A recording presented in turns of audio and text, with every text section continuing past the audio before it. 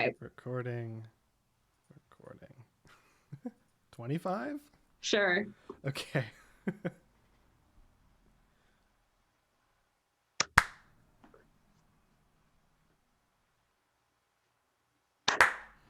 Much better. Yeah, there. Okay. Turn the filter back on. So unfortunately, when we record these in the afternoon, I get way more background noise because there's actually cars on the road behind me. Oh. So, whatever. We'll live with it. Okay. Okay. Should be good to go anytime, I think. All right. Sounds good. Right. I will... do we want to stream this? Whatever. I'll do it just because we can. We have the ability to do so. Sounds good. Let me know when you're ready. Good, anytime. All right. Hello and welcome to Gaming Fyx episode 172 on this May 15th afternoon for us, question mark. I'm Allyson hosting today because Andre's internet is not working very well. Here today with Alex. Hi, I'm also here because Andre's internet isn't working very well. Yeah, and that's it. Woo. Yeah, Pat was predisposed this weekend anyways because of racing. Yeah, which seems cool, but then I checked in with a little bit of his stream and I'm like, this is a lot more complicated than I would ever want to deal with personally. Yeah. Oh, we don't have Andre, so we don't have your partner's favorite. Okay. I thought of one. Oh, okay. Go for it. Wait, you do yours and you do yours and then I'll do mine. Then we're gonna do a double. Okay. Your partner's favorite space opera. Oh, well, that's Legend of the Galactic Heroes. Come on. I mean, yeah, that's true. Yeah.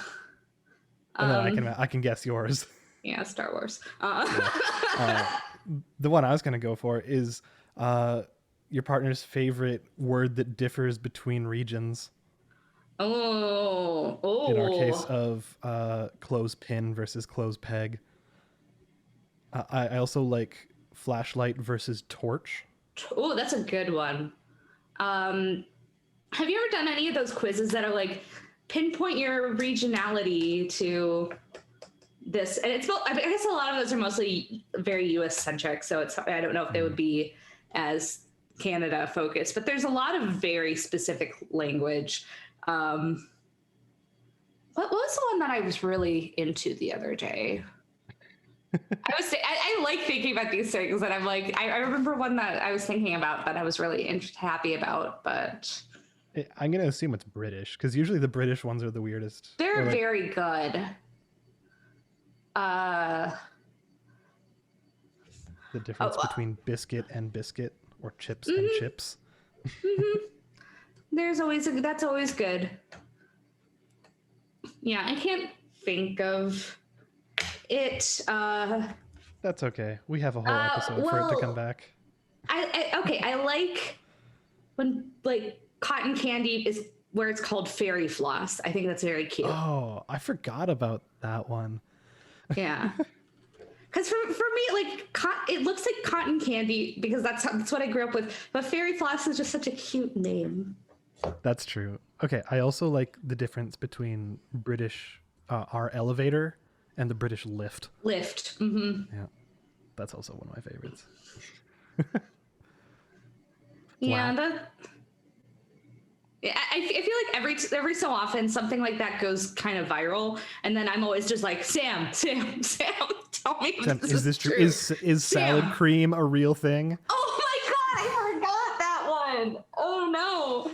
Yeah, we're like, Sam, tell us this is true. He's like, yeah, I don't see what the big deal is. You're just like, there's a big deal. It's a very big deal.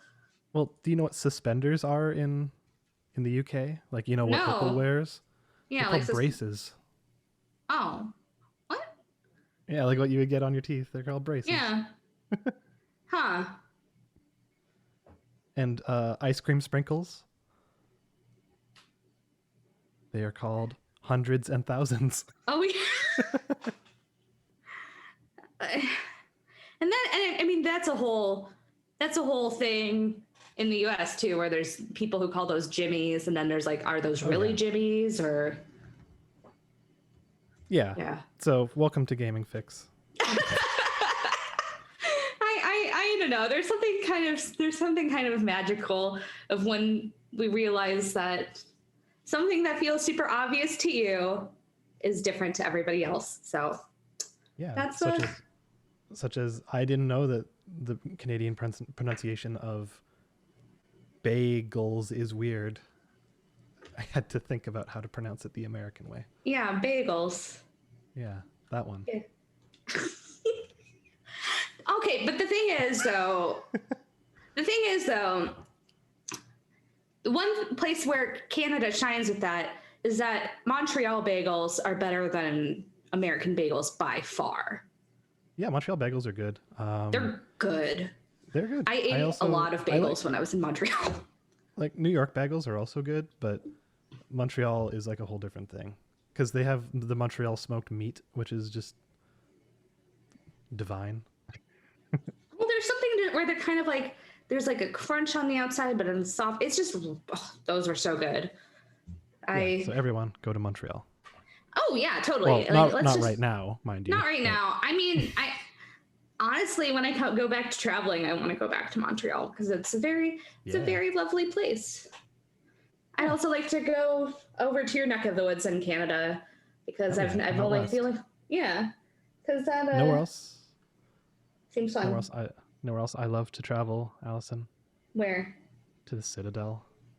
And to visit some old friends. Yes, we're visiting old friends. That was a good segue here because Mass Effect Legendary Edition is here. Yay! I think you and I were the only two people psyched for it.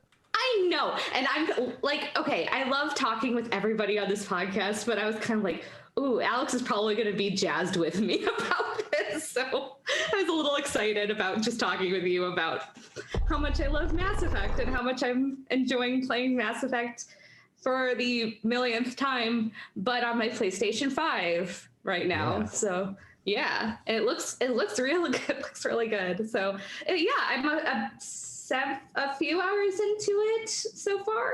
I played a little bit last. One?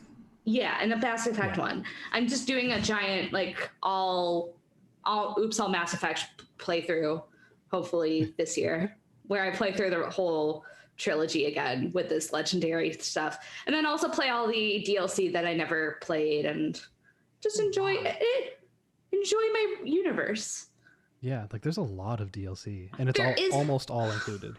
Yeah, I think the only stuff that they didn't include was like, there's some weird stuff with Mass Effect 1 where they're like, look, the code for this is fucking broken. Like, we can't do it.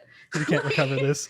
Sorry. We can't recover this. Like, there's a lot of like, apparently, like with Mass Effect 1, a lot of the visuals are really up-res, which look really good. Like when you first step out onto your first planet of Eden Prime at the beginning of Mass Effect 1, I was just like, this is really good looking. I was like genuinely surprised at how good it looked. But with one of the things that's a little interesting with the characters is that apparently they couldn't do anything to the animations without basically breaking everything. So they sounds like coding. So they have like new textures and everything looks good, but it's the exact same old animations underneath them. So like there is a little bit of that like classic Mass Effect jank in there, but it's like, oh, that character looks good. And yeah, okay, that is the same old animation that I saw a million years ago. I hope that some of the old glitches remain, like when there's the gif of Shepard's head like doing a full 360 as he's turning to see someone. Like I hope some of those are still in there, but it looks way better. It looks really good. Like there were certain times where I didn't know how much I was expecting. I saw a lot of people doing visual comparisons where they were kind of iffy, but there have been, especially like a lot of the environments you're wandering around, they look beautiful, which I think is really fun because one of the things I really love about Mass Effect 1 in particular is just that kind of exploration of the environments. So I feel like that's really been fun, is to just kind of be able to explore again, and it feels almost a little bit new, even though there are certain moments where I'm like, yeah, like where I know that Normandy inside and out. There, especially like that first mission on Eden Prime. I'm like, oh yeah, here's where Ashley shows up, and then Ashley just shows up, and I'm like, yeah, I know what's going on here. That's one of the games that I feel like I probably know the best, kind of like that. So, so it's like visiting an old friend, but also it's like, oh, you've really taken care of yourself, old friend, and not changed at all. And not changed at all in a weird way. Yeah, and I think that's kind of what I think is really fun about this edition, is that it's not trying to do something like, from what I understand, the Resident Evil remakes were doing, where they're like, basically, we're taking different games, same scenario, right. Whereas this is still Mass Effect. It's still it's still very much Mass Effect, but it's pushed in different direction. It's like kind of gently molded to be kind of a better version of Mass Effect, which is fun. So it's, I think if you're somebody like me that really thinks very highly of the series, and it's going to be a really good time for you, because it's just like, oh, this is the game I love, but like they've made some of the combat a little less janky in one, which, I mean, I didn't even really mind that much, but it feels nicer. They've adjusted some of the physics with the Mako, which again is something I didn't really mind, but you know, it's nice. So it's just been really fun to play and just be like, oh, my friends are here, and then you get like you meet Rex again, and I'm like, yes, I love you, and that's how I feel about all these characters, because it's like, that's the thing about these games in particular, is that so much of it is character driven, that when you see your old friends, you're just kind of like, it's them, and it's very nice. So it's very cozy too to play this again. So I've just been really having a good time with rediscovering an old favorite of mine. Yeah, absolutely. Do you know? So obviously they changed the visuals. They changed things like the Mako and the combat.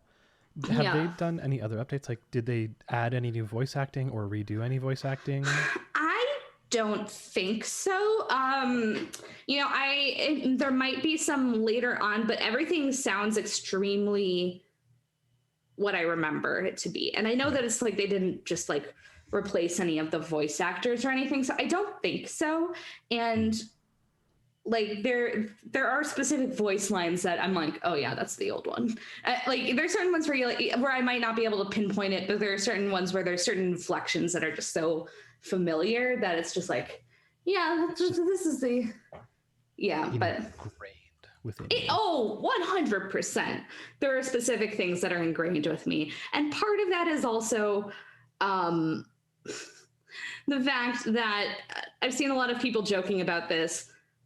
I am back to playing the exact same way that I've always played Mass Effect. Totally. Even though it's a series that it's like about choices, I'm just like, yep, I'm back to being a Paragon. I'm back to playing the Vanguard. I'm like, that's war exactly hero how colonist.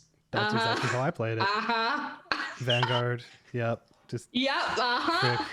Yep. And there's big choices that are going to come up, and I'm like, oh yeah, I'm saving Caden instead of Ashley. Later, Ashley. Bye, Ashley. Shouldn't have been a space racist. Wait, speaking of Caden. Yeah. You made some decisions today, didn't you? Oh. Yeah, they're so a lot of the voice actors from Mass Effect are doing like events and things today, which is very cool. I paid like $50 to get a signed picture of Caden from the voice actor of Caden. So that's where I'm at right now, because I just saw that on Twitter and I was like, I think I need this right now. So someday, very soon, I'm going to have a picture on my wall that is a picture of Caden Lenko, and it'll be great. and then a bunch of Pokemon Snap printouts. And a bunch of Pokemon.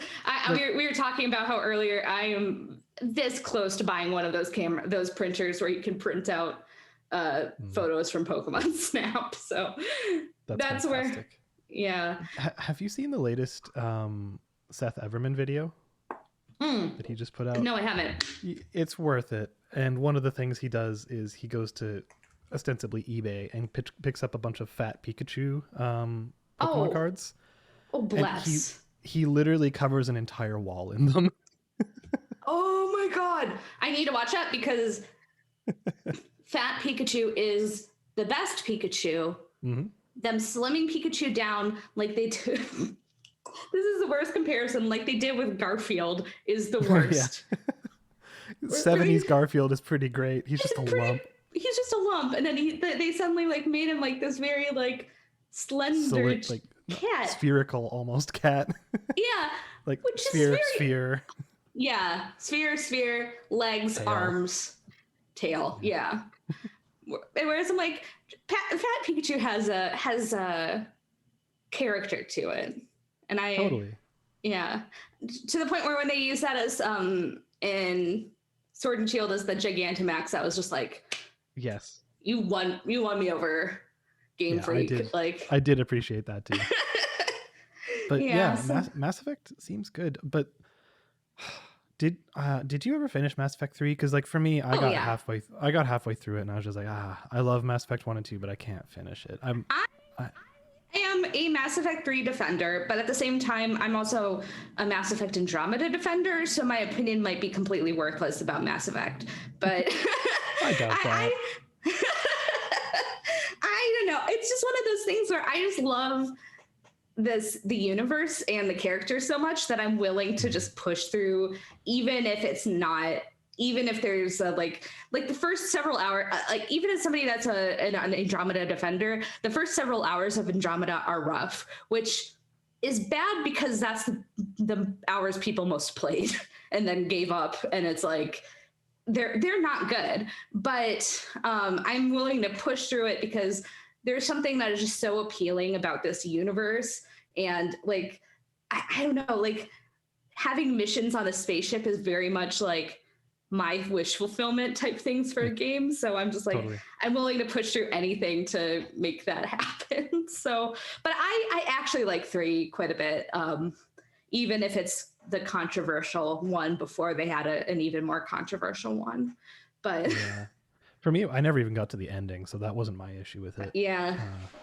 But I'd be interested in doing your same journey of 1 to 3, just do it all again. Because I haven't played Mass Effect 1 probably in damn near 10 years. Yeah, it's been a while for me too, and it's very fun to revisit, especially since I think the crew in 1 is maybe my favorite crew.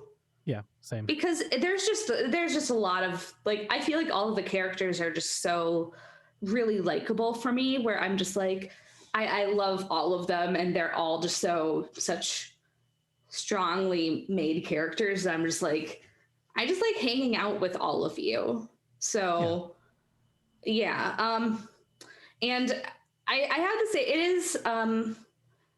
it is, from what I've seen, it is the game that they tweaked the most, considering that 2 and 3, they definitely adjusted the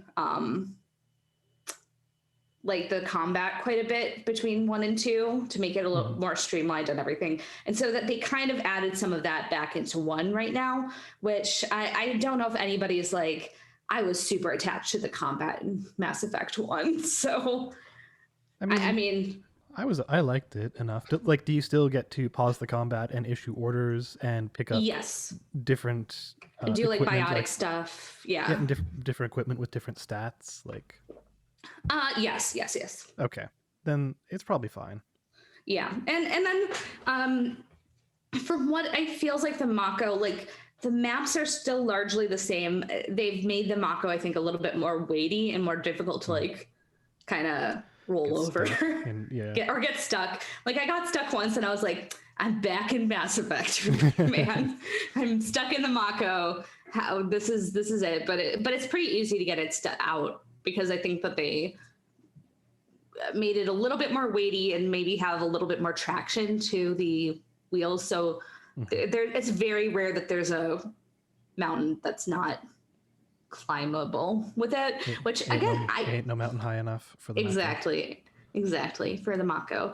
And again, as Mako defender, I'm like, oh, this is great, but I mean, it's still largely a lot of the same stuff. But the reason I like it is just that it feels like you're really just exploring this universe and kind of, oh, here's this world we don't know much about, and let's get on there. Oh, there's a giant sandworm, which I just did, and that one where you're just like, oh, let's go over here. Like it feels like there is this real sense of discovery, which is what I really like about those Mako segments. So So one question. So one thing I really did like more about Mass Effect 1 versus 2 and 3 was the way how almost every side mission took place on its own planet.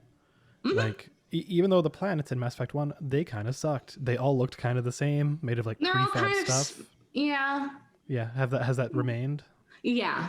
You still have the large galaxy map where you're going around. You might enter a solar system and you're like, somebody's like, hey, FYI, there's some trouble. This person's being held hostage. Can you come figure it out? And then you go to that planet and you wander around the planet and you find the stuff. And it's largely pretty much the same of that, which I personally really like. Yeah. You even saying that, it's like, man, Mass Effect 1 was really like a really, really, really long Star Trek episode. That's why I like it. I just like that very much that, to be honest, like even campy almost. Oh my gosh. Well, to be honest, like I like a lot of the overarching story of dealing with the Reapers and everything, but I wouldn't have minded if it was just like, hey, you're this person, you got a ship, you gotta go do missions and stuff, have fun. Like I would have kind of dug just that with Mass Effect or a sequel or anything. So and you got Saren in Mass Effect 1, so it's you even got like a very visible antagonist that has like personality and Saren is fucking rad. Like he shows up and you're just like these are good people. Smarmy. So smarmy. And then you have Keith David as Anderson and you're just like, oh my God, this is so good. I just love these games so much. Totally. So I'm very happy, and this is very fun.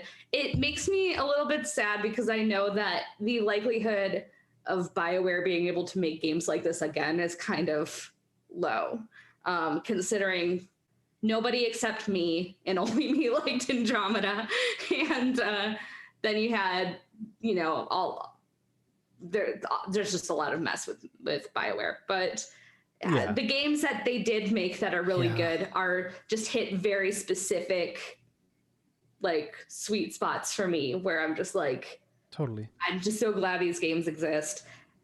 Please, BioWare, do this again, but for Dragon Age Origins, thank you. Please, BioWare, do this again, but for Jade Empire. Oh.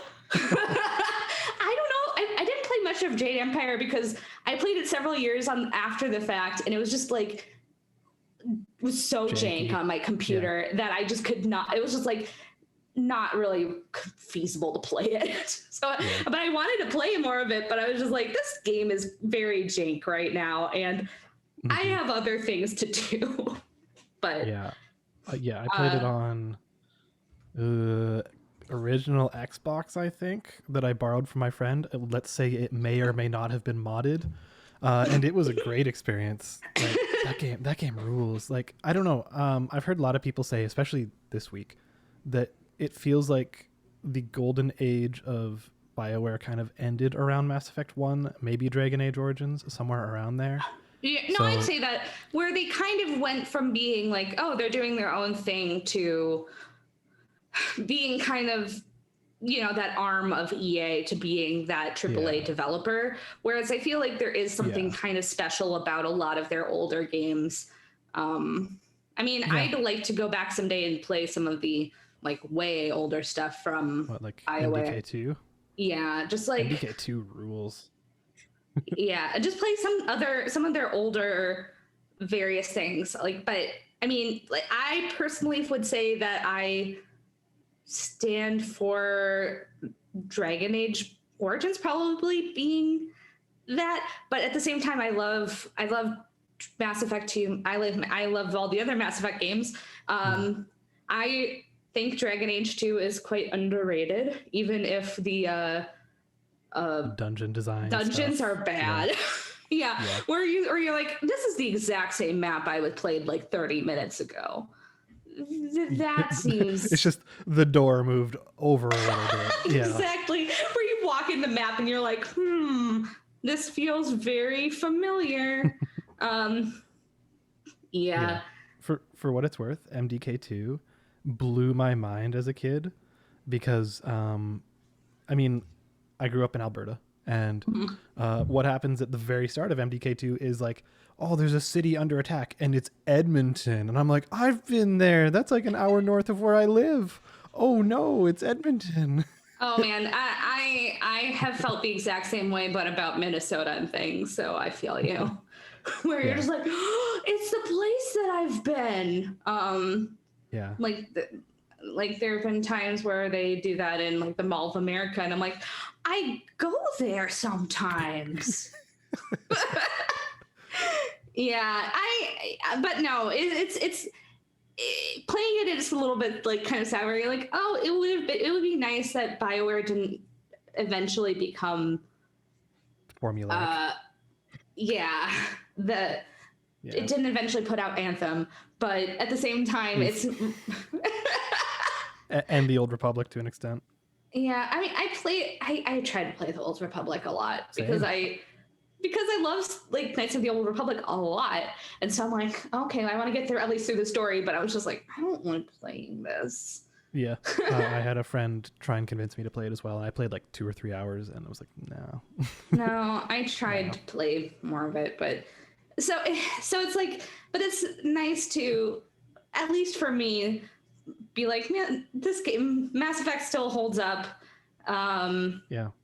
And I'm hoping, I don't know, that they give this thing to Dragon Age Origins, because that's it. I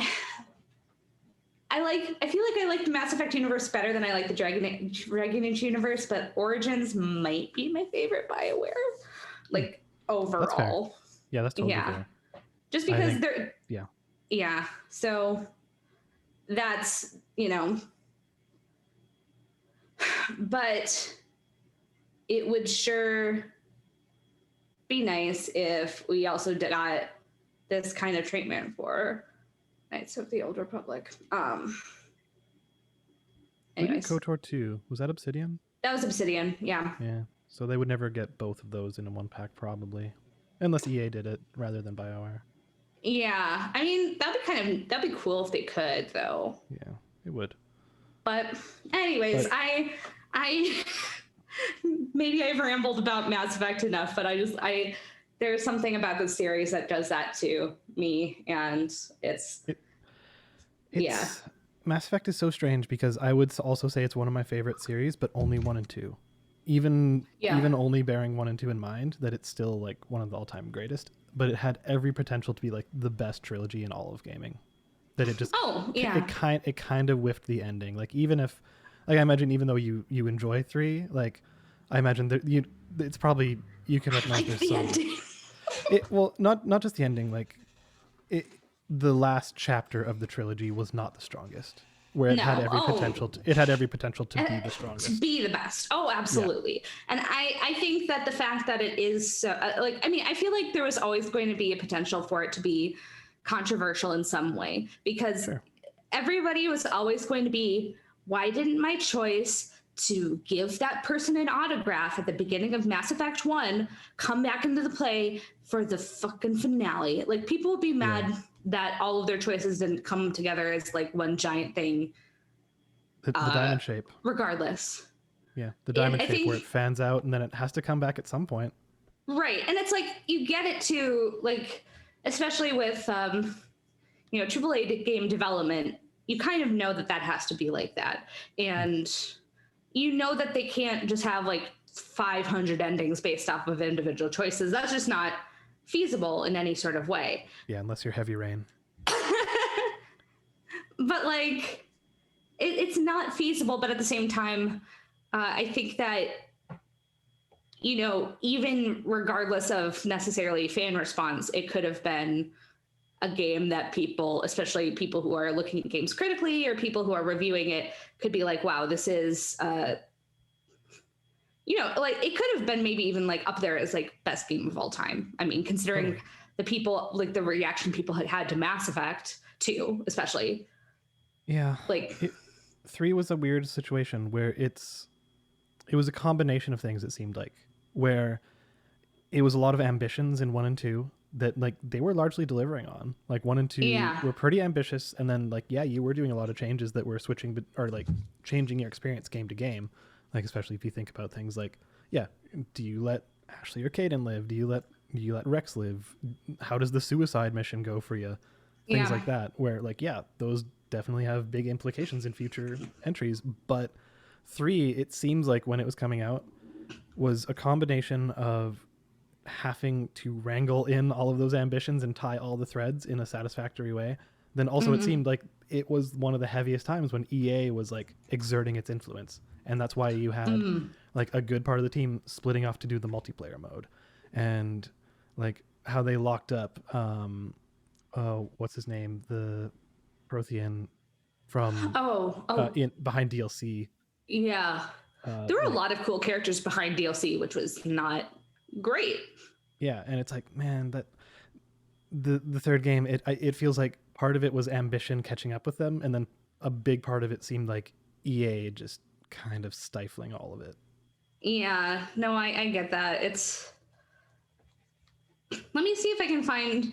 I know that they've released stats about the Mass Effect choices, which are very weird. Oh yeah. Javik was the number of people who play male Shepard over instead of female Shepard is like, do you not have good opinions? Most people play as soldier, which is weird. Well, okay, this is about Mass Effect 2 specifically, before Mass Effect 3 came out, and 82% of people played as male Shepard. What? But Jennifer Hale's so good. Exactly. Yeah.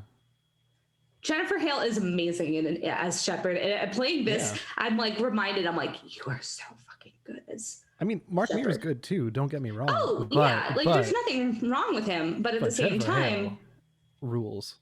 Yeah. Let me see if I can find the Ashley or Caden, because most people chose Ashley, which was very, very surprising to me. Because lady, I guess. Yeah. They're like, oh, that's another romance option. Ho ho. Even though she's just terrible.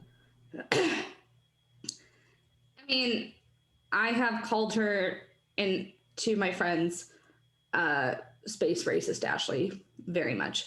Oh yeah, like I mean, it's accurate, but anyways, yeah, I can't find it, but it's okay. Yeah. Anyways, play Mass Effect. I don't know where I thought you just said beep. I'm like, beep. Beep. That is the one thing about Mass Effect that I wish there were more of were good robots. Not enough good. What? There's at least one. You got Legion. Yeah, Legion's great. Like, nothing to say against Legion, but like, you need to have cute robots, like Star Wars droids. Oh, what are the little dudes that run around the Citadel? The little tiny ones? They're not like really. Not the collectors. The little robots. Like, not the keepers. No, sorry, not the keepers. Yeah, sorry. Yeah. I can't remember their name. Whatever. I guess, but you don't really. I don't know. I just want more cute robots that you get to hang out with, or more like Knights of the Old Republic type robots. Totally. Anyways. Okay. So the hood of a car in the UK is a bonnet. What is a trunk again? Boot. Boot. That's what it is. Yeah. Put it in the boot. Anyways, That's Mass Effect. I'm excited to play all the DLC because that, for some reason, never went on sale a lot of the time. So I was just like, I don't want to pay $20 for that. But at the same time, all the DLC. Yeah, now there's all this DLC in here. So yeah, except for specific amount, because the Pinnacle Station DLC is not in there because they lost the source code. Yep. And they couldn't recreate it, and they're like, nah. They're like, nah. And honestly, like, who cares? Same. Like I don't know anybody that was like, oh, this is non-negotiable, but yeah. Because there's like 60 DLCs or something over the. There's a lot of DLC. Yeah. Okay, I got another one. Mm-hmm. Aluminium. Oh, that's a good one too.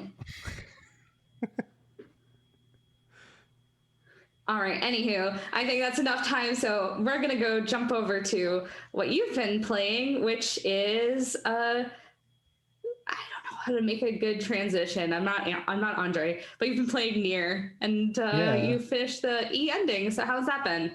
Yeah, so I guess if we're talking about games from around the 2010s, getting a remake in this modern era, I have been playing another one of those, which is Nier Replicant, and I think I've been talking about it for like 3 weeks now. So because it ain't a short game. I think my final clock was somewhere around 60-ish hours to get it, maybe 65-ish, and I did pretty much 100% of everything except for upgrading all the weapons, which takes forever. And it's just literally just grinding and getting materials and stuff, which is all RNG based. And it's like, you know what? Not about that life. Yeah, I'll get to it. But as it stands, nah. So yeah, I finished, I think by last week I'd finished ending A and I'd started B. And now this time I have finished B, C, D, and E. So if y'all aren't familiar with how Nier works, that game doesn't end at the credits. No, you play it once and you've seen like barely anything. Totally. Or, like yeah, like that became very clear in Nier Automata, where the B playthrough, it starts different. Like you start the game over and you're playing as a robot. Not as in an android, not as in 2B or 9S, you're playing as one of the enemy robots. I really need to play Nier, huh? It's really good. But like it's very clear. You get to play as a robot. Yep. And it's very clear that like, oh, you're getting a completely different perspective on everything now. And so you also get that Nier Replicant. And bear in mind, Nier Replicant is much older. It's like 8 years older than Nier Automata, because it was in like 2009, 2010 that originally came out, and with a much lower budget. So a lot of parts of it aren't the most ambitious. The side quests are pretty much all fetch quests. I mean, like, that's kind of how it was at that time, though.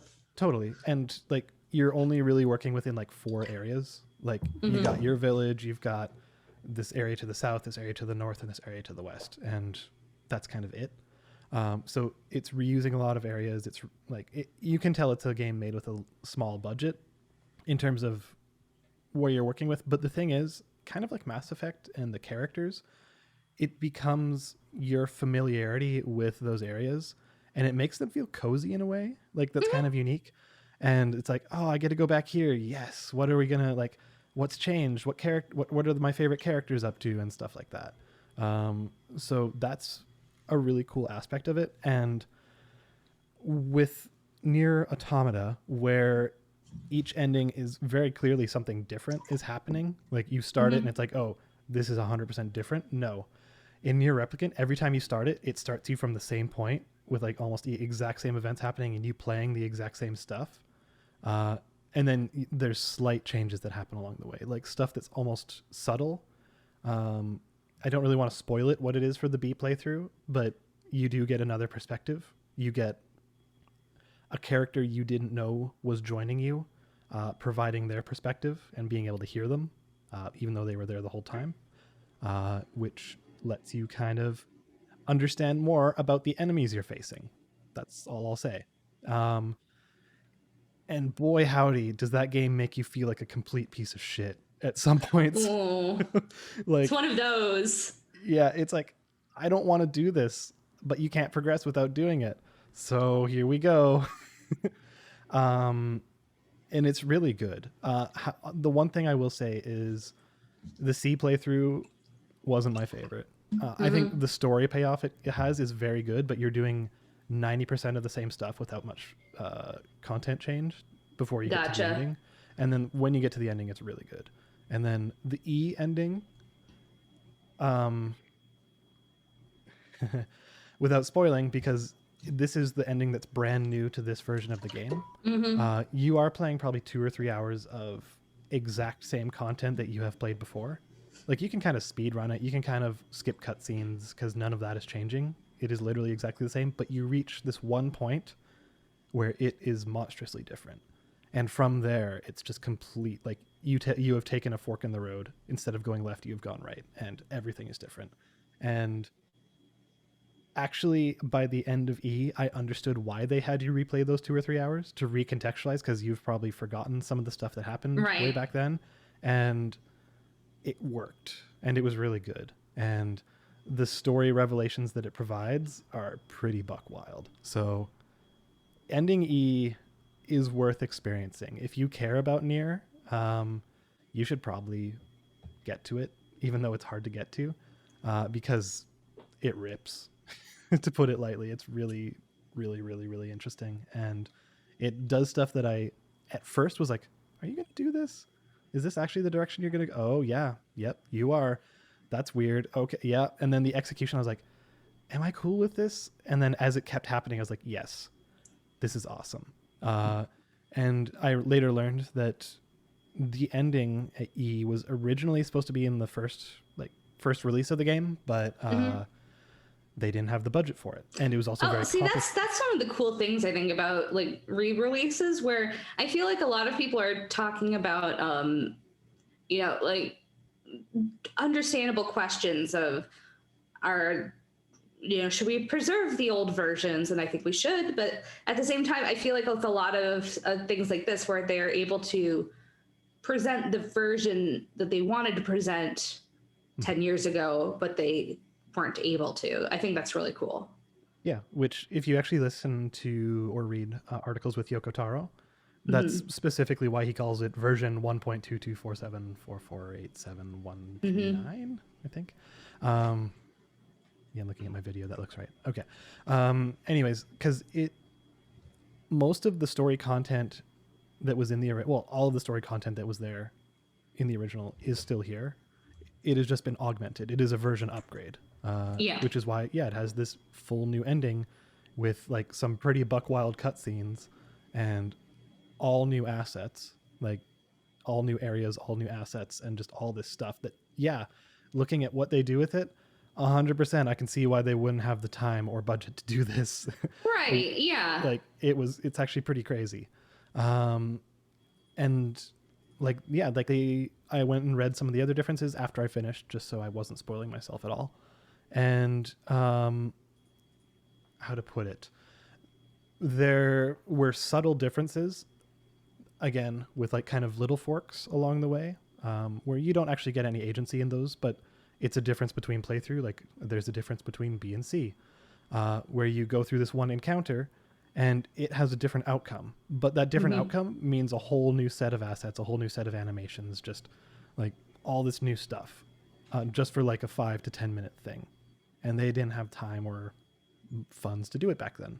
So this is kind of the Game of the Year edition. It's the remake that fans should want. But going in, Nier Gestalt and Replicant had kind of a reputation for being hard to get into. And it has a lot of kind of busy worky kind of stuff you have to get around to get to the good stuff. That remains true. Nier Automata is a more streamlined experience. You can tell they had 8 years of iteration and experience and like just lessons they learned to make it better. But This one, you're kind of getting this. Most of the warts have been, freeze dried off and removed, but there's still some scars there that you have to acknowledge. And that's why I would say, for me, it's a 10 out of 10 game. I love it. However, I don't think I would recommend it to everyone. Like, I don't know if I would wholeheartely recommend it to you if there's parts of this that you seem like you wouldn't have patience for to see the full experience. That is the thing that makes me the most nervous about it. Is I'm really interested in seeing the story of both this and Automata through all the way through. But there does feel like there is a lot of repetition, busy work to get to the good parts. And there's just so many video games out right now that in a lighter amount of time, in a lighter time where there weren't quite so many games, I might be like, sure, I have all this time, but also, do I have that much time now? Who's to say? But I feel like I want to push through and play it. I'm going to ask you what I asked you before. Should I play Nier Replicant first or Automata first? Having finished this, I feel as though if you finished this first, it's tough to say, honestly, because it would give you a lot of context for what's happening in Automata, without having to think about it. You'd just be like, oh, that's what this reference. Oh, cool. That's what this area is. Oh, that's what this character is, and stuff like that they're talking about or you're seeing. It's but if you're going into Automata blind, you don't get any of that context. But in a way, it's built with that in mind, because you're playing as those two androids, 2B9S. They don't have any of that context. So the way they're reacting to these things is very just dry. It's what's this? I don't know. Which that's what you're reacting to it as. And I think if you had that context, you as the player would be like, oh, fuck yeah, pumping your fist, being like, oh yeah, that's Kaine's shed, and look at all those lunar tears. And I say those words to you, and that probably just eyes glaze over, and you're just like, what? Okay. Huh? What is a lunar tear? Okay, who cares? It sounds like some anime ass stuff, so I feel it, but it isn't even. It's a flower. Yeah. But what is the significance of that? You have to play a full 60-hour game to really get it.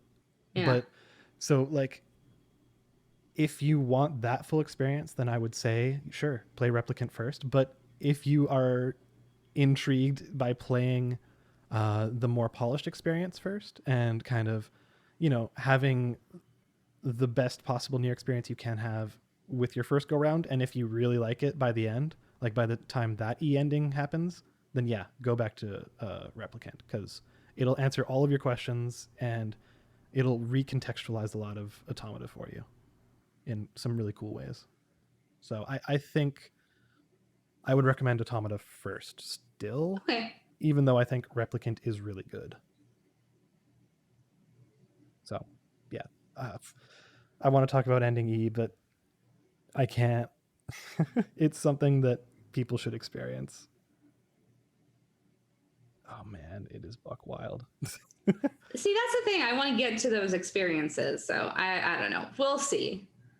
It's again, really I'm doing a full replay of Mass Effect trilogy, so I feel like I should probably enjoy some new games too sometime soon. But there's too many games, I guess, because I also, if Andre was here, he was going to talk about Resident Evil Village, and I vaguely want to play that too, even though I've never. Well, I played a decent amount of 4 until I got annoyed with it, but yeah, I want to meet Tall Lady. I do love that we Googled Tall Lady and she's and it is the first one. It is all the results. I was like, okay, so we were basically I had the idea of is Tall Lady, would that come up with if you Google that would she show up at all? And it is all her. Yes. It is all Resident Evil Village. It's great. Anyways. It's like a grid of pictures of her, and then every result underneath it is her. So yes, it's pretty funny. Strollers, the things you push babies around in? Prams? There's prams, but they also call them push chairs. What? Yeah. What? Pushchair. Okay, that is one thing I'm gonna be like, Sam. Sam, are you messaging answer. him right now? Not right now, but okay. I mean, tic-tac-toe. it is, yeah. Noughts and crosses. Oh yeah, I've heard that one. Yeah. That is weird. Don't they call underwear pants? Yeah. Yeah. Yeah. So, anyways, anything else you want to say about Nier? I would really love to have a spoilery talk about parts of it, but yeah, I don't think this is the venue to do so.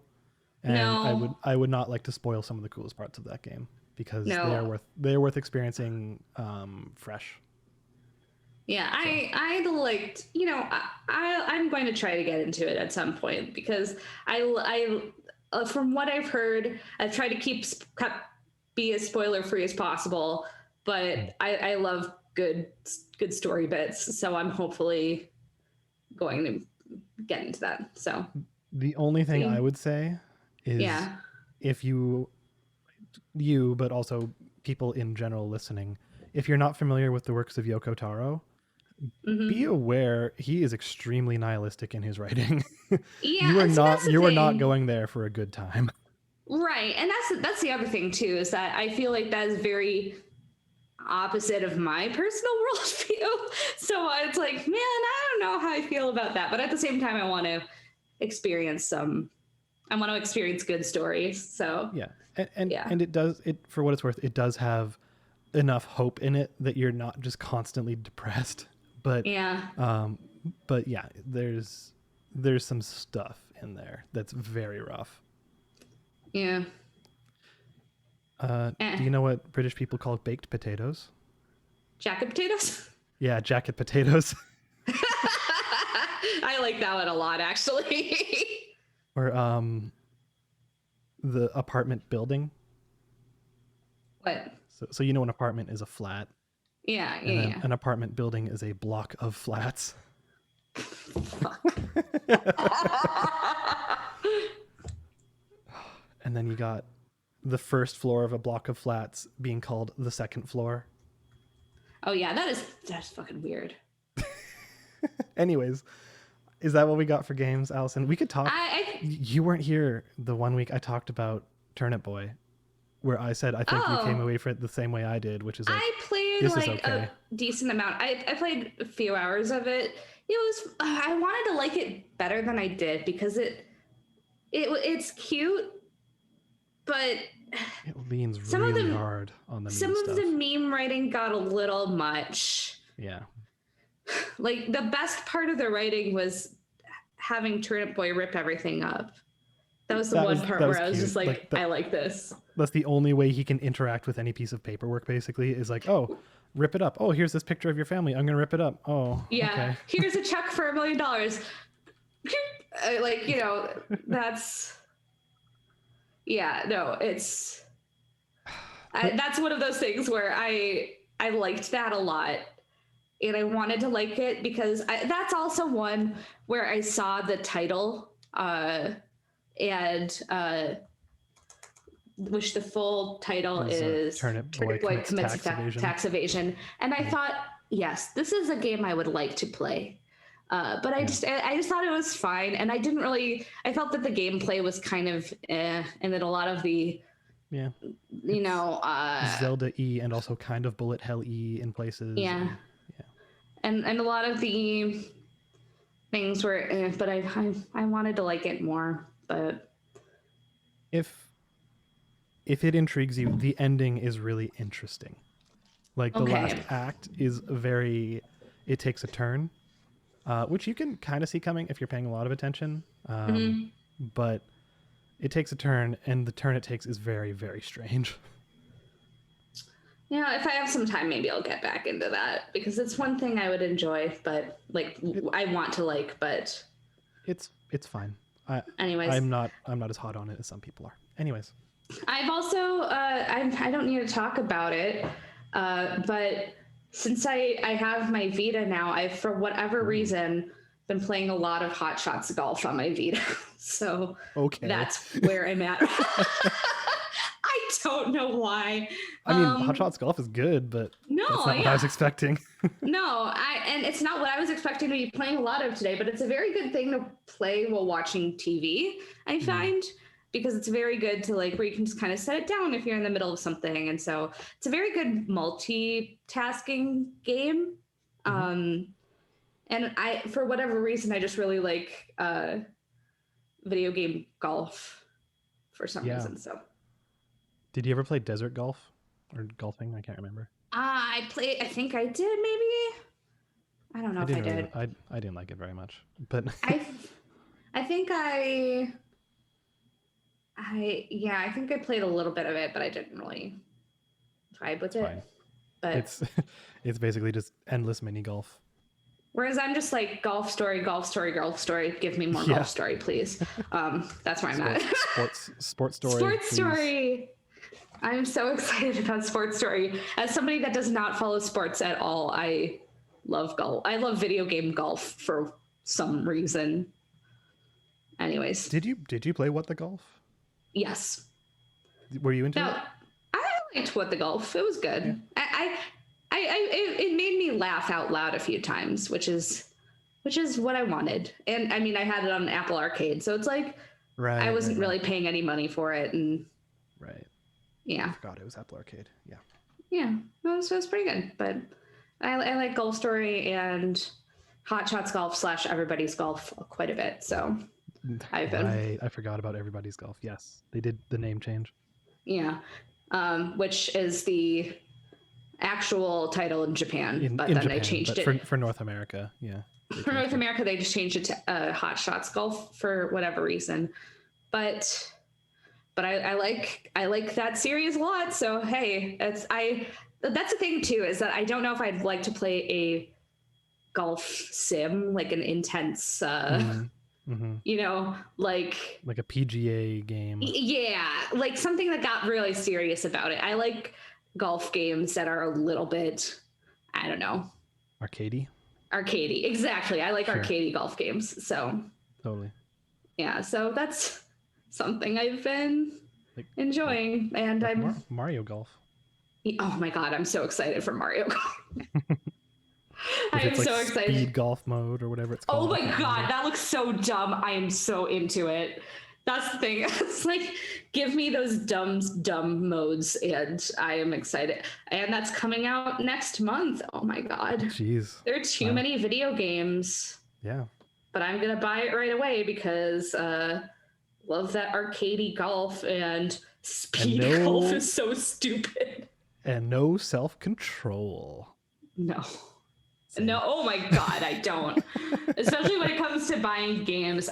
The Famicom Detective Club games just came out, and this weekend, I'm this close to buying both of them, even though I have no time to play them.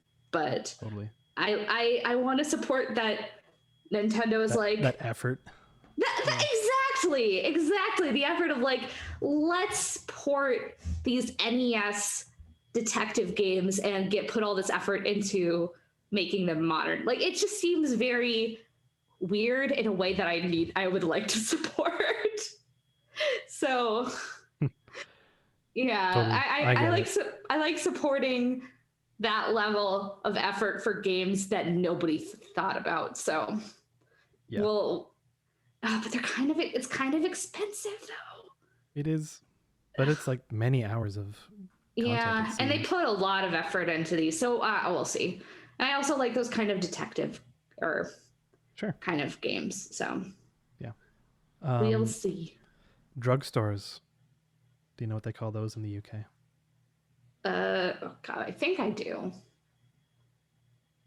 No. The chemists. Oh, the chemist, that's right. Oh wait, I need to find this for like Canadian slang so that you're like, this is totally normal. Oh, here's one that's not Canadian slang, it's Saskatchewan slang. Vico. Yeah. Vico is chocolate milk. What? Then you got bunny hugs. What? A bunny hug is a hoodie. What? Yeah, Saskatchewan has some fun ones. Yeah. News. News. All right. Why is it okay? We're already at an hour and there's just two of us. We're just like, I don't fucking know what this podcast is. Anyway, let's talk about some news. Ubisoft. Yeah. Everybody's favorite game developer and publisher. Yeah. Sure. And they have delayed Skull and Bones, their piracy type game, again, which has been it has been delayed so much. And I think the thing that put it into perspective for me mostly was when somebody in our group chat, our podcast group chat, said that it was it's been announced longer than we've been podcasting. And considering we're on episode 172 of weekly episodes, it's been it looks like a lot of E3 2017 was when they were showing off a lot of it. June 2017. Yeah, that game is never coming out. Let's be real. That game is dead.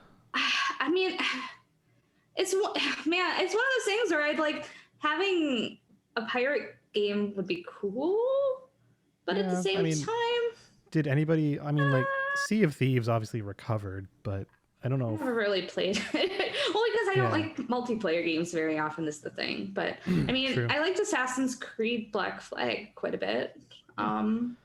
They should just finally rework and re-release that Pirates of the Caribbean game that got canceled. That apparently sounded really amazing. My God, I would love that so much. It was supposed to be really good, but yeah, no, I mean, I don't doubt it, and I feel like that is a universe that could very much support like a really fun, good video game, but at the same time, Pirates of the Caribbean Armada of the Damned, is that the one that you're thinking of? Yeah, it was made by the same people that made like Tron Legacy. But then and it's like Disney was like, lol, JK. Oh God, this would have been a good game. I have a fondness for the Pirates of the Caribbean franchise, even if the first movie is the only good movie. But sure, that's the only one I really cared for as well. So yeah. Yeah, I mean, back in the day, in the mid 2000s, when the original sequels came out, I may have been active in that fandom. So. Yeah. That was a fucking weird fandom. But anyways. Those movies just got strange. They just got weird. I haven't seen 4, but then I watched 5 because it very specifically was... There's a 5th one. I didn't know that. Yeah. It is really bad. It is extremely bad. I watched it in part because it was very specifically dealing with very specific lore things that we as a fandom, I'm like, this is not compliant with what the lore was at the end of the 3rd movie. But and then I watched it and I was like, this movie is just shitty. So that's not. It's not worth it. The only thing that makes it possibly worth it is that, in my opinion, the best character of the entire series is Jeffrey Rush's character Barbossa. And sure. And he just like fucking loves to play that character, and he's just like hamming it up. And I'm like, any excuse to watch him do that is good. But that's the only reason I could say to watch the 5th Pirates of the Caribbean movie, which is really bad. But one character. Yeah, one character who's like was the antagonist, and now he's just like, I'm still here. I'm still here, but he is the best character, I think, in part because Jeffrey Rush clearly is just like, this is fun. I just get to ham it up as a pirate. I don't know. Pirate what got tentacle face? Oh, he doesn't have tentacle face. Doesn't he? He no, that's in the sequels. He's in the first one where he's the main antagonist of the first one. And then he just kind of shows up in the sequels and he was just like, I'm here, I'm back, and I'm not an antagonist anymore, sort of. One of those. We're buddies, I guess. We're buddies, I guess. But no, but I still think that the first Pirates movie holds up as being genuinely a really fun movie. Yeah. I haven't watched it since then, but totally. I mean, I haven't watched it in a long time, but I might, maybe I should go watch it tonight. Anyways, Skull and Bones, it is never coming out. Yep, never. Anyways, news. Crosswalk, do you know what that is in the UK? What? It's a zebra crossing. Oh. And to turn something counterclockwise, that is to turn it anti-clockwise. Oh yeah, I like that one. Okay, news. Speaking of cross things, that is fucking... Sony is going to charge for crossplay in video games. That's not quite it, but that was so good. I can't fault you. No, I'm sorry. I'm just reading this in here. Oh, but they charged them. They're not charging anymore, but they did in the past. Okay.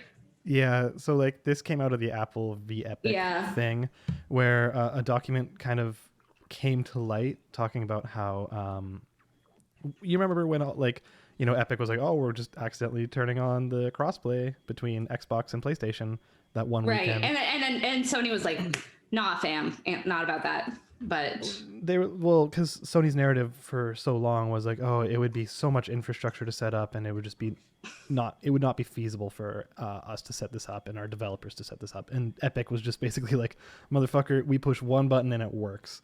So it was clearly they were not being on the up and up as to why it wasn't correct. Yeah, what they were doing. It was clearly Sony just being buttholes. And honestly, yeah. And this was also around the time when Sony was very much like in their whole like PS4 heyday, like they're at the height of the market, and they're like, oh yeah, like sharing games. Here's this pithy video taking the piss out of Microsoft, since we're going with british-isms today. And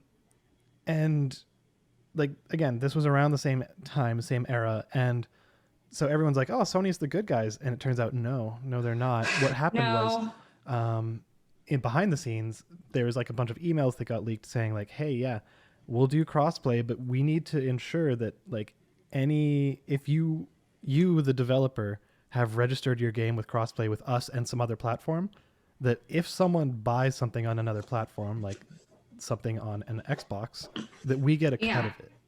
Which is buck wild. Yeah, so basically they were saying, if you want crossplay, you got to give us our cut from all stores, because like they were never doing it for the players. They were just like concerned about their bottom line. And oh yeah, I mean that's that. I feel like that was pretty understandable considering how it played out, where they're just like, we can't do it. It's just not possible. And then it was possible. But yeah, I did not see this, and now I'm like, on the one hand, it's like, wow, this is frustrating, but at the same time, I can't really be surprised. Yeah, and I'm not exactly shocked that Sony was doing this. You're not exactly dual shocked. Oh, I was gonna go for BioShocked, and I'm like, that's not relevant to anything here. It was close enough. Yeah, but anyway, this Epic Apple trial has been buck wild. There's so much random shit that's come out of it, and like so much dirty laundry for the games industry as a whole. I know. I need somebody to do just like a deep dive and just go through all of it. And I follow the Doesn't Rebecca Valentine, isn't she doing one? Oh, I should check that out. I think she's been doing one. I would have to look it up again. Yeah. I also really want the YouTube channel Legal Eagle to do yes, breakdown of all of this, because he knows quite a bit about like copyright law, and I think that's something that he practices in too. So this is a YouTube channel where it's an attorney who practices, and he's like an actual attorney, and he talks about like legal things that are happening in the news, but also like legal movies, TV, things like that. But he should cover. I hope he covers this. He's certainly covered a lot of other weird legal things that have based stuff. Yeah, and media things, and he definitely, I'm pretty sure that he's talked about copyright. He's very familiar with copyright law. He talked about the Nike Lil Nas X shoe stuff. Really? I didn't actually know that. Oh, that's funny. He has a whole video about that. But this has been wild. The whole thing with itch.io was bananas. That was gross. Where Itch was like talking about, where they're talking about the unspeakable games that were on itch.io. Yeah, we talked about that the other week. It was unspeakable. So I just Googled this, and apparently somebody's making a game jam that's like the unspeakable jam. Hell yeah. On May 7th, 2021, a legal representative of Apple said that games on itch.io were so offensive we cannot speak about them. So it's time to make more, baby.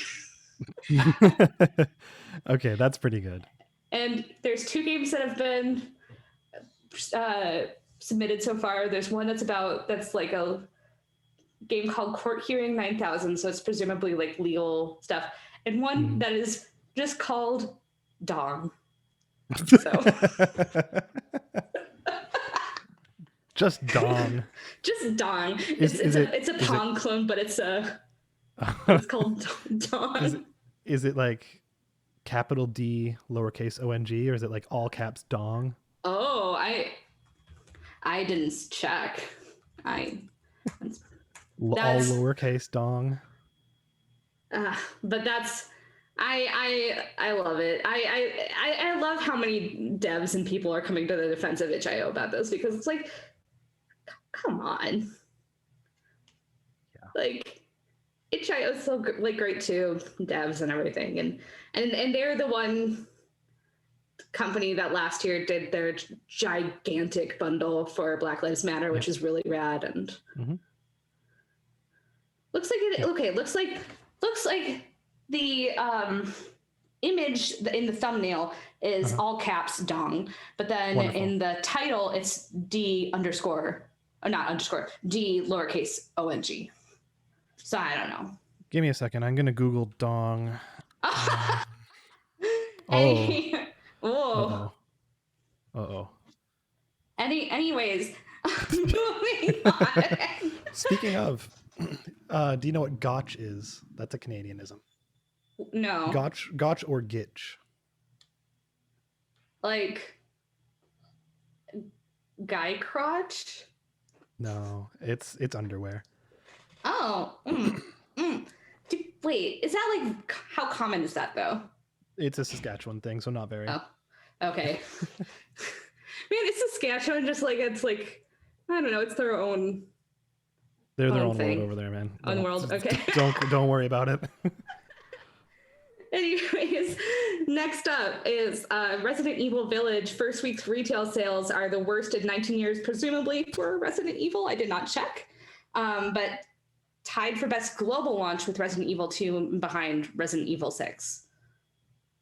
Yeah, I think Andre put this story in here, so I don't have the full context for it. Evil Village sales. I'm Googling this. Okay. Retail sales worst in 19 years. Oh, it looks like the first week sales in Japan were the series worst in 19 years. I was going to say that makes more sense, because the tied for best global launch makes sense that it would be outside of that localized area.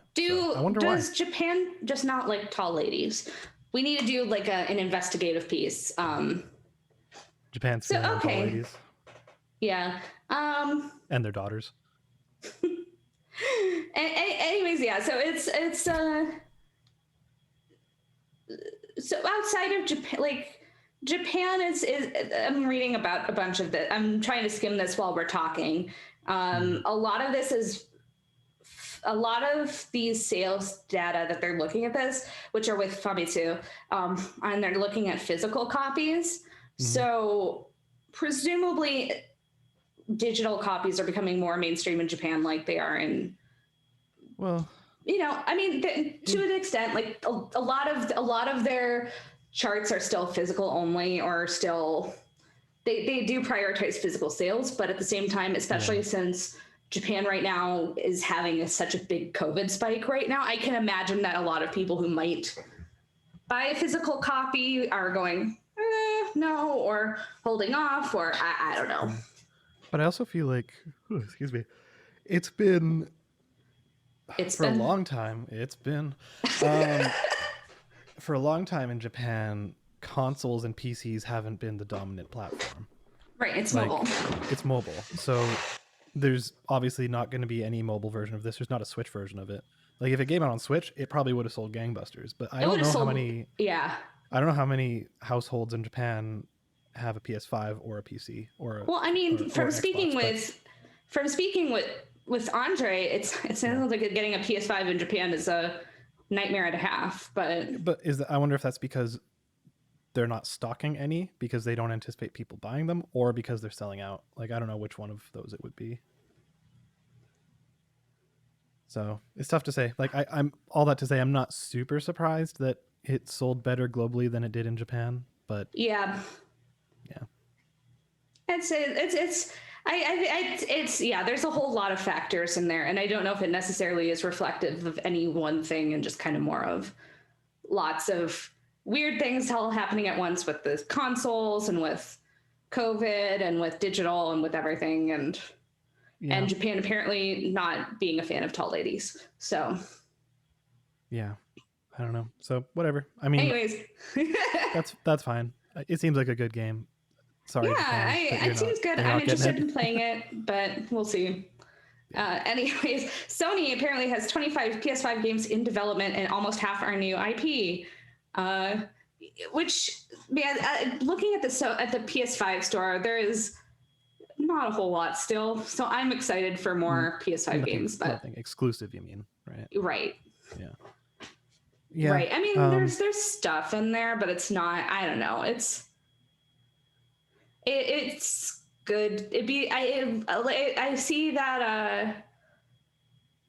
Yeah, and it's specifically like PlayStation Studios with Sony, so they're looking to pump out a lot of games. I wonder if they're all going to be their kind of mega blockbuster style, or if they're actually going to go for like a medium tier, smaller commitment kind of thing. I would be really happy to see if they could put some more medium tier or even some kind of lower budget games in there, like just some interesting stuff. Because I feel like, I don't know, like I love playing those games, but I feel like I get like fatigue from them, if that makes sense. Like where I play the bigger ones, you mean? Yeah. Like your God of War is your Last of Us. Right. I play God of War and I'm like, I don't need to play a game like that for a while. I don't know what it is. It's like 90% of what Sony makes. Exactly. Third person action games with narrative. Yeah, and I'm just like I played all of God of War. I liked it a lot, but then I was just kind of like, I'm good. I still want to actually finish Horizon Zero Dawn so that I can play the new Horizon game, but I don't know. We'll see. But but hopefully the way that they're saying that there's a lot of new IPs, and hopefully that means that they're not going to be these giant mammoth games like these, because the thing is that those cost a lot to develop as well. Oh yeah. Like those kinds of giant experiences.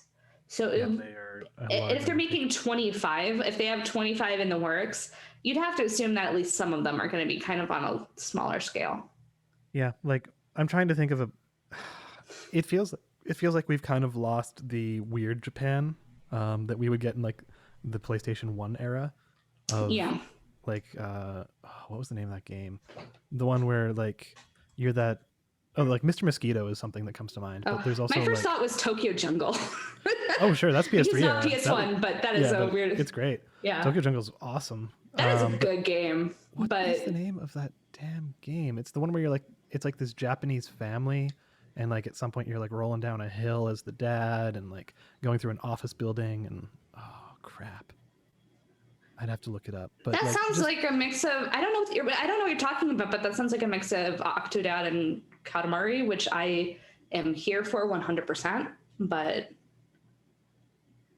I'll look in the meantime. But I don't know. I mean, like, it would be really nice if they were just like, they got some weird devs who are very much like make their own thing, just give them money and just go, I don't know, do what you want.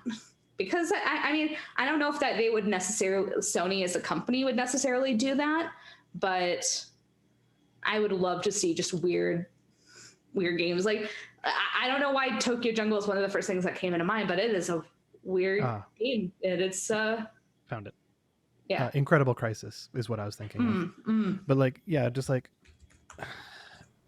it feels like everything has become very safe, especially for like the first party studios. Is you don't see as many risks being taken on just weird shit. Which is a shame because the risk-taking games are the ones that I like the best. So, totally. It would be nice if they just kind of, what if they made another Mr. Mosquito? Hell yeah. That game was so weird and so bad, but I love it. I never Incredible played Crisis. it, but you should look up some Incredible Crisis after this. Oh, I am going to. The way that you described it, I'm like, I need this in my life. Yeah.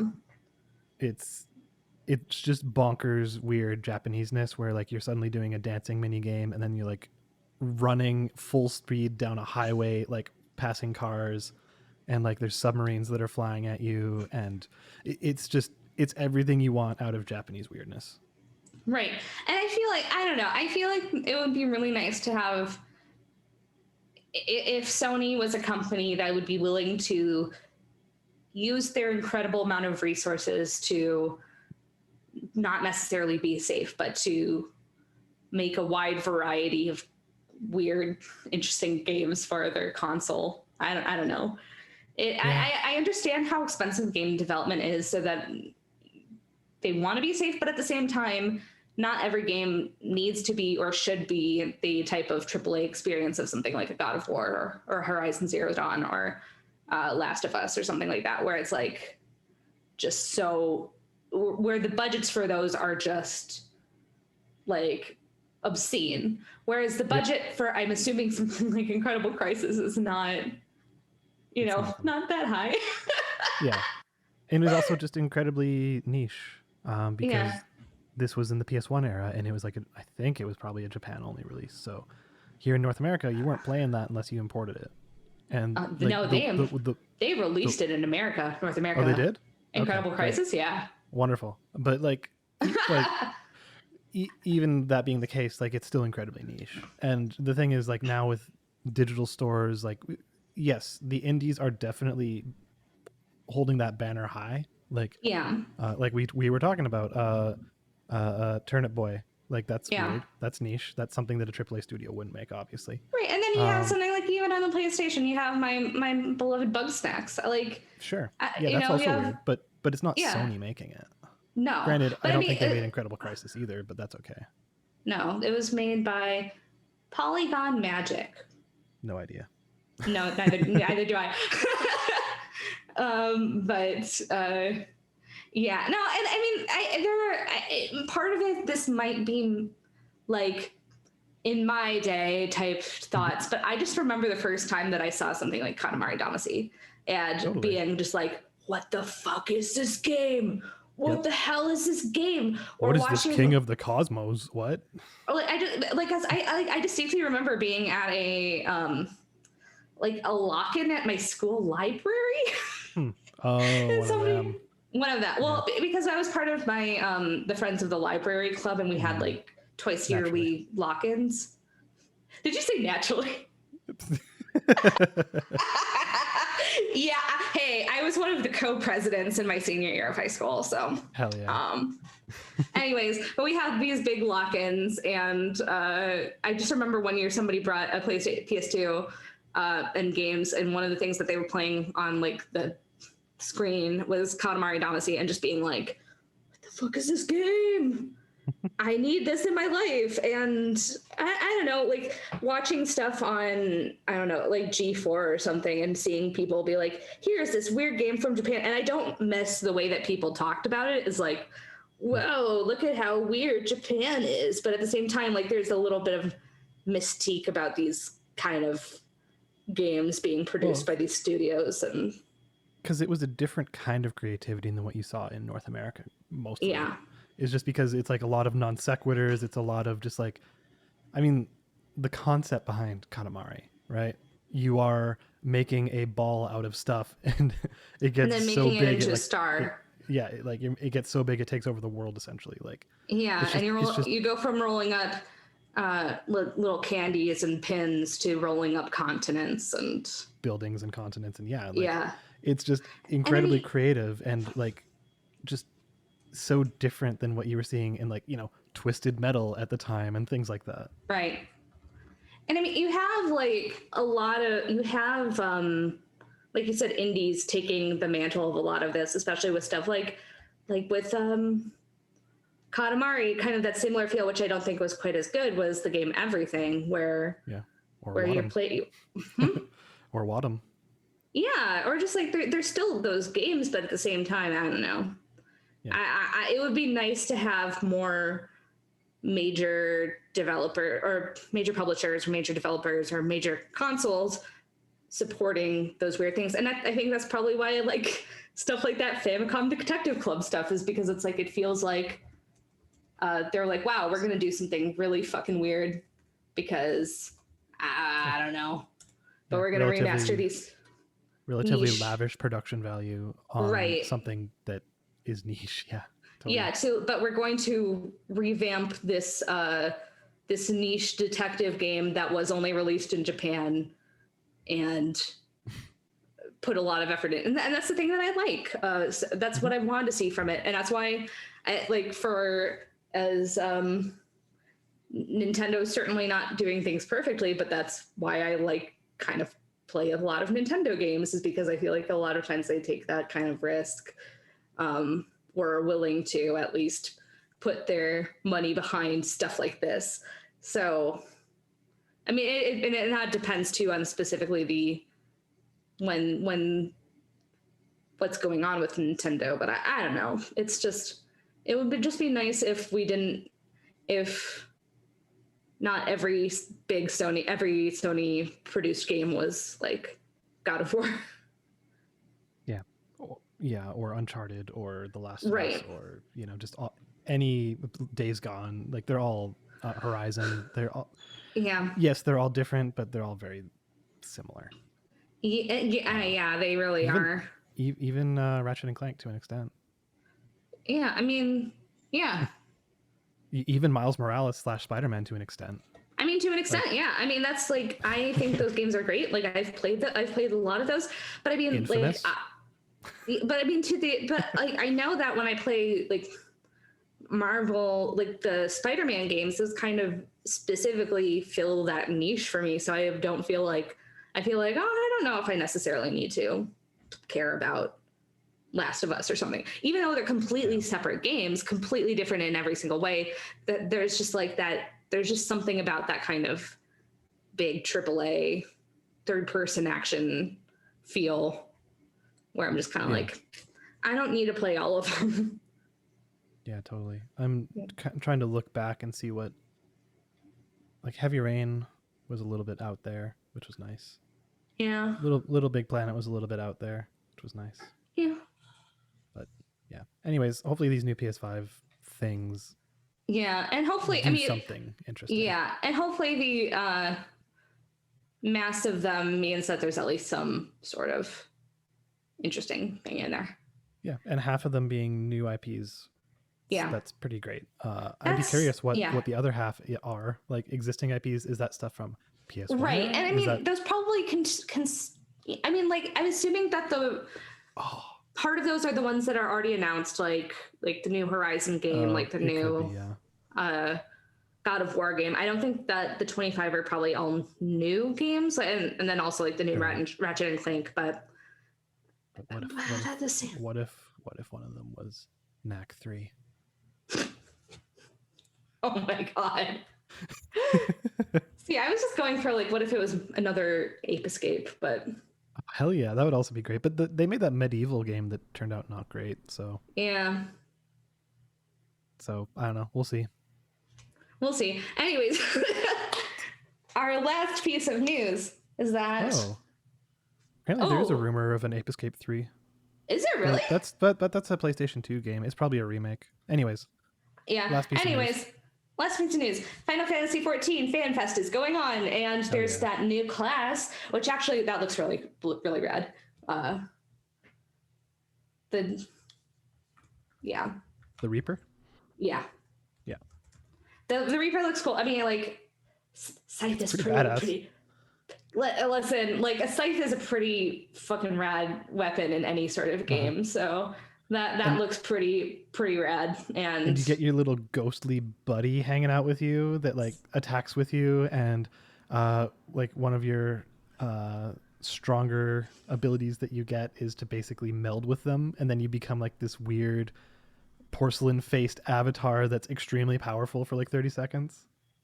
It's like, cool. I mean, and that's the cool thing about Final Fantasy XIV as well, as far as that you can play every class. So everybody's like, oh, this is going to be, fun to play. But totally. yeah, you can try it out. Yeah, you can try it out. If you like it, great. If you don't, anything else that you saw that was exciting for you? It looks really cool. Endwalker looks really awesome. However, the trailer, amazing. Don't watch it if you haven't played Shadowbringers. I'm going to say that now because it spoils some Shadowbringers stuff. Yeah, that's another game I need to keep playing more of because I really liked playing it. There's just too many video games. It is a large time commitment. It is a large time sink, and I'd like to put more of time into that, but... Yeah, like, it is a big ask in a lot of cases. But it's also real good. All the Endwalker stuff looks fascinating. Yes, the new class and all that kind of junk, but the story implications are very, very interesting, and especially because we've talked about this before, but they've explicitly said that this is the end of like this arc. Yeah. Like with basically these characters that and like the story of Hydaelyn and Zodiark and like the Warrior of Light kind of stuff. This is the end of it. And that seems pretty bold for an MMO to do. Yeah. To say, like, hey, we're like, this, it's done. We're starting something completely new after. Especially since Final Fantasy XIV is so, I don't know, like Final Fantasy XIV is kind of at its prime in a way. I mean, like, yeah, it's beloved at this point. It's up there as being just played by so many people, and so many people love it. So many people loved Shadowbringers and are really excited about this. So it's pretty bold to say this is going to be the end of this arc. But at the height of their power, I guess. But I'm excited for it to see what they do next, because Yoshi P, the dude in charge of like the creative director of the whole project, has been like, and again, I think we said this last time they had a fan event, but he's dedicated himself to making Final Fantasy XIV his life work. So, like, he's putting himself behind it, and Shadowbringers was real good, and all the expansions were good. So, I would have some faith in him and the team that he chooses to put behind it. So, it's exciting. Yeah, and I think they announced the date for Endwalker finally. It's November 23rd. Let me look at it. I think you can get in early if you do like pre-order the deluxe edition or something, but Endwalker release date, I believe. No, that doesn't say it. That says, November 23rd. And then you can get in a week early with the deluxe edition. That's what it is. Cool. Anyways, I do need to play a little bit more of that. But anyways, I think that is going to do it for this week's episode of Gaming Fyx, unless you have anything else to add, Alex? Do you know what they call a sedan, like a sedan car? No, what? A saloon. What? Okay, that... I don't know why that was the one that blew my mind the most, but I love it. Anyways, you can find us on the internet at Fyx Podcasts on Twitter. Listen to us on all of your favorite podcast sites. Review us on Podchaser. Review us on Apple. Review us on whatever. Send us emails too. It would be nice to get some emails to gaming@fyx.space. Where can people find you, Alex? Probably taking a lot of naps this weekend. Oh God, same. Yep. I took a very big nap in the middle of the day today, and it was very nice. And you can find me on Twitter at WRITERSERENYTY. All right, well, thank you for listening to this episode of Gaming Fyx. Bye, everybody. Thank you, Allyson. Bye. Bye.